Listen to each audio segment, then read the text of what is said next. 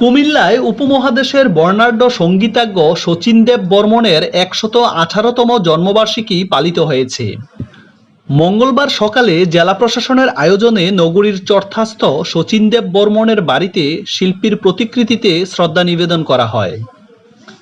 শুরুতে জেলা প্রশাসনের পক্ষ থেকে শ্রদ্ধা নিবেদন করেন জেলা প্রশাসক মোহাম্মদ আমিরুল কায়সার।